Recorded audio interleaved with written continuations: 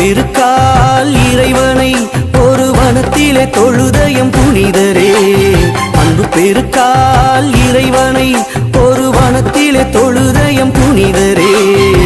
வனத்து அந்தோணியாரே உம்மை வணங்கியே உன்னடி தொழுகின்றோம். வனத்து அந்தோணியாரே உம்மை வணங்கியே உன்னடி தொழுகின்றோம். அன்பு பெருக்கால்